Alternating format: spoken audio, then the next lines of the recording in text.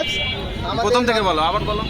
Mistral AI নামে একটা apps আমাদের সামনে আনে এই গত হচ্ছে 20শে জুন আরবি কমিউনিটি সেন্টারে বাদল খান ওরফে মাহফুজ, ইয়াসিন, ফারুক, জাহিদ, এস আলম এরা সবাই মিলে আমাদের উদ্বুদ্ধ করে, কনভিন্স করে নানাভাবে বিনিয়োগ করে অর্থ উপার্জনের জন্য। কিন্তু আমাদের বিনিয়োগকৃত অর্থ নিয়ে এখন তারা লাপাত্তা, তাদের কোনো খোঁজখবর নাই। এবং এস আলম নামে এই লোক আমাদের আবার নানাভাবে হুমকি দেওয়ার চেষ্টা করতেছে আমাদের এই মামলাগুলো উঠে নেওয়ার জন্য। এবং ওসি স্যারের সাথে নাকি তার খুব ভালো সম্পর্ক, এই ধরনের কথা বলতেছিল। ওসি সাহেবের কাছে যান, গিয়ে আমাকে ফোন দিয়ে কথা বলা যায়, এই ধরনের কথা আমাদের বলতেছে।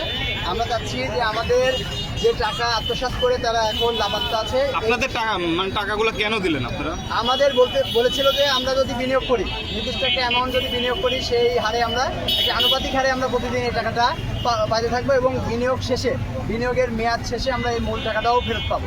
এই লোভ দেখায়, এই প্রলোভন দেখায় আমাদের থেকে এই টাকাগুলো তারা হাতায় নেয়। কিভাবে নেয়? আমাদের বিকাশ এবং হচ্ছে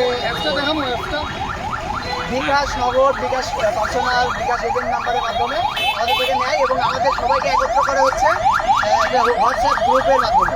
এখনও পর্যন্ত তাদের ওই গ্রুপটা মিস্ট্রাল এআই থেকে নাম চেঞ্জ করে বর্তমানে আরেকটা কোমো এমআই নাম দিয়ে এখনও তারা এই অ্যাপসটা চালাচ্ছে।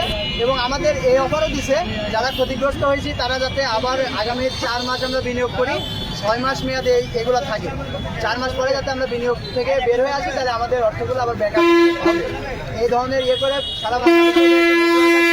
সারা বাংলাদেশ থেকে তারা হাজার হাজার কোটি টাকা আত্মসাৎ করে বিদেশে হয়তো পাঠিয়ে দেওয়ার চেষ্টা করছে। আপনি কত টাকা দিচ্ছেন এ পর্যন্ত? আমি সর্বমোট হচ্ছে 1,16,092 টাকা দিচ্ছি।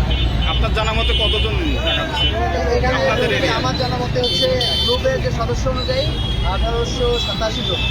মোট কত টাকার মতো হতে পারে? মোটামুটি এভারেজ হিসাব করলে 15 কোটি টাকার মতো শুধু আমাদের এই 1887 জন থেকে নিচ্ছে। এই সংখ্যাটা আরো বেশি হতে পারে। শুধু এই 3 জনই আছে না আরো কেউ আছে?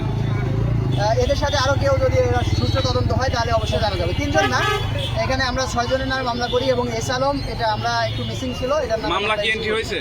মামলা এখনো এন্ট্রি হয় না। এটার জন্য আমরা জোর দাবি জানাচ্ছি, মামলাটা যাতে এন্ট্রি হয়ে ওদের গ্রেপ্তারের দাবি জানাচ্ছি এবং আমাদের টাকা যেভাবে হোক ফেরত পাওয়ার দাবি জানাচ্ছি।